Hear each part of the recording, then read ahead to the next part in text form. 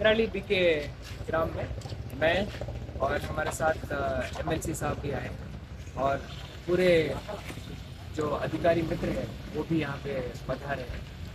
यहाँ पे जो महालक्ष्मी देवी यात्रा महोत्सव होने वाला है उसके जितने भी सारे प्रिपरेशंस होने हैं उसके लिए आज हमने एक मीटिंग बुलाया है।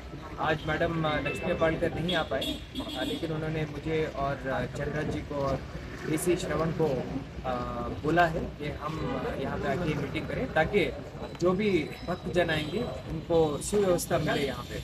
तो पुलिस की व्यवस्था हो या फिर इलेक्ट्रिसिटी हो या फिर रोड का वर्क हो, हमने जो मंडल के जो सेक्रेटरी है उनसे भी बात की है। उन्होंने काफ़ी सारे आइटम्स हमारे सामने रखे हैं, उन सबको हमने आज सॉल्व करने की कोशिश की है। 1-2-3 दिन के अंदर जो भी व्यवस्था है हम उसको निभा पाएंगे। उसके बाद मैं बस इतना कहना चाहता हूँ कि सभी जो भक्तजन है वो आए और देवी के दर्शन पाए और देवी का आशीर्वाद आप पे और आपके परिवार के सभी जन पे सदा रहे। Thank you. ಎಲ್ರಿಗೂ ನಮಸ್ಕಾರ. ನಮ್ಮ ಬೆಳಗಾವಿ ತಾಲೂಕಿನ ಕಂಗ್ರಾಳಿ ಬಿಕೆ ಗ್ರಾಮದಲ್ಲಿ 43 ವರ್ಷಗಳ ನಂತರ ಗ್ರಾಮದೇವಿ ಮಹಾಲಕ್ಷ್ಮೀ ದೇವಿಯ ಜಾತ್ರೆ ಇದೇ ಬರುವ ದಿನಾಂಕ 28ನೇ ತಾರೀಕಿನಿಂದ ಪ್ರಾರಂಭವಾಗಲಿದೆ. 9 ದಿವಸ ನಡೆಯುವಂಥ ಈ ಜಾತ್ರೆಗೆ ಲಕ್ಷಾಂತರ ಜನ ಭಕ್ತರು ಬರುವ ಒಂದು ಈ ಜಾತ್ರೆ ಇವತ್ತು ನಮ್ಮ ಬೆಳಗಾವಿ ಜಿಲ್ಲೆಯ ಜಿಲ್ಲಾಧಿಕಾರಿಗಳ ಒಂದು ಅಧ್ಯಕ್ಷತೆಯಲ್ಲಿ ಮತ್ತು ಇನ್ನುಳಿದಂತೆ ನಮ್ಮ ಈ ಭಾಗದ ಎಸಿ ಅವರಿರ್ಬೋದು, ಪೊಲೀಸ್ ಡಿಪಾರ್ಟ್ಮೆಂಟ್ ಇರ್ಬೋದು, ಜಿಲ್ಲಾ ಪಂಚಾಯತ್ ಇಲಾಖೆಯ ಎಲ್ಲ ಡಿಪಾರ್ಟ್ಮೆಂಟ್ಗಳಿರ್ಬೋದು, ವಾಟರ್ ಡಿಪಾರ್ಟ್ಮೆಂಟು, ಹೆಲ್ತ್ ಡಿಪಾರ್ಟ್ಮೆಂಟು, KSRTCದವರು, ಫೈರ್ದವರು ಒಟ್ಟಾರೆಯಾಗಿ ಎಲ್ಲರೂ ಸೇರಿಕೊಂಡು ಒಂದು ಮೀಟಿಂಗ್ ಮಾಡಿದ್ವಿ. ಈ ಪೂರ್ವಭಾವಿ ಸಭೆಯಲ್ಲಿ ಜಾತ್ರಾ ಕಮಿಟಿಯ ಏನು ಅಧ್ಯಕ್ಷರಾದಿಯಾಗಿ ಸದಸ್ಯರ ಬೇಡಿಕೆಗಳನ್ನು ಎಲ್ಲರನ್ನ ನಾವು ಕೇಳಿ DC ಅವರು ನಾವು ಇವತ್ತು ಗ್ರಾಮದ ಸಮಸ್ತ ಜನತೆಗೆ ಭರವಸೆಯನ್ನು ಇಲ್ಲಿ ಕೊಡ್ಲಿಕ್ಕೆ ಬಂದಿದ್ದೀವಿ.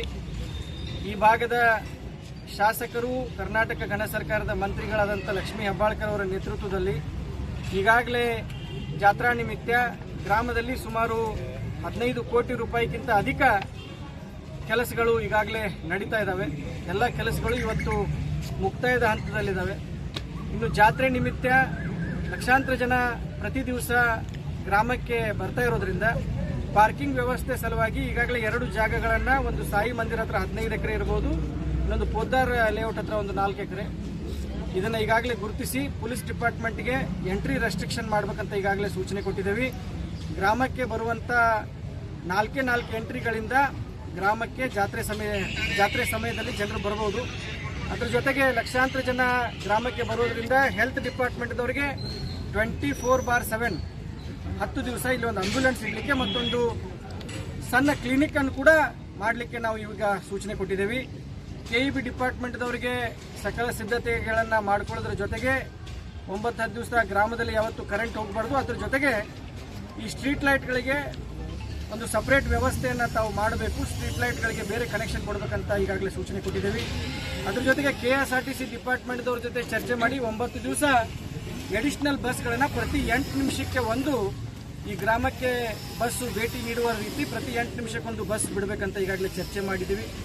ಫೈರ್ ಬ್ರಿಗೇಡ್ದವರಿಗೆ 10 ದಿವಸ ಇಲ್ಲಿ ಒಂದು ಫೈರ್ ಬ್ರಿಗೇಡ್ ವಾಹನವನ್ನು ತುರ್ತು ಪರಿಸ್ಥಿತಿಯಲ್ಲಿ ಇಲ್ಲೇ ನಿಲ್ಲಿಸಬೇಕಂತ ಹೇಳಿದ್ದೀವಿ. ಅದಕ್ಕೆ ಬರುವಂಥ ವೆಚ್ಚವನ್ನು ಕೂಡ ನಾವು ಭರಿಸಿ 10 ದಿವಸ ಫೈರ್ ಬ್ರಿಗೇಡ್ ವಾಹನವನ್ನು ಊರಲ್ಲಿ ನಿಲ್ಲಿಸುವ ವ್ಯವಸ್ಥೆಯನ್ನು ಮಾಡಿದ್ದೀವಿ.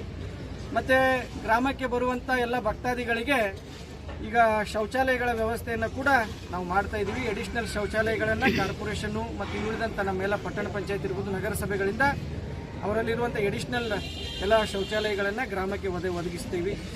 ಮತ್ತು ಏನು ಗ್ರಾಮದಲ್ಲಿರುವಂಥ ಕುಡಿಯೋ ನೀರು ಸಮಸ್ಯೆ ಆಗಬಾರ್ದಂತ ಒಂದು ಗ್ರಾಮದಲ್ಲಿರುವಂಥ 5 ಬೋರ್ವೆಲ್ಗಳನ್ನು ವಾಶ್ ಮಾಡಲಿಕ್ಕೆ ನಮ್ಮ ಮಾನ್ಯ DC ಅವರು DMF ಫಂಡ್ನಲ್ಲಿ ದುಡ್ಡು ಕೊಡ್ತೀನಿ ಅಂತ ಹೇಳಿದ್ದಾರೆ.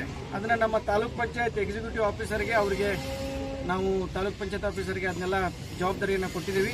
ಅವರು ಅದನ್ನು 5 ಬೋರ್ವೆಲ್ಗಳನ್ನು ವಾಶ್ ಮಾಡುವಂಥ ಕೆಲಸ ಮಾಡ್ತಾರೆ. ಇನ್ನು 2 ಹೈಮಾಸ್ಟ್ ಬೇಕಂತ ಜಾತ್ರಾ ಕಮಿಟಿ ಅವರು ಕೇಳಿದ್ರು. ಆ 2 ಹೈಮಾಸ್ಟನ್ನು ಕೂಡ DC ಅವರು ತಮ್ಮ DMF ಫಂಡ್ನಲ್ಲಿ ಕೊಡ್ತೀನಿ ಅಂತ ಹೇಳಿದ್ದಾರೆ.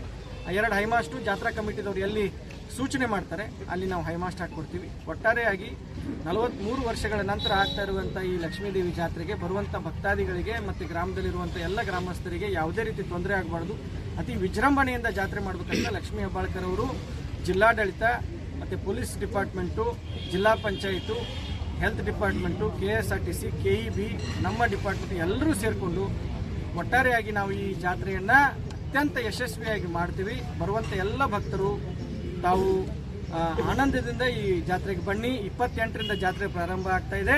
ಜಾತ್ರೆಗೆ ಎಲ್ಲ ಸಕಲ ಸಿದ್ಧತೆಗಳನ್ನು ನಾವು ಮಾಡಿಕೊಂಡಿದ್ದೀವಿ.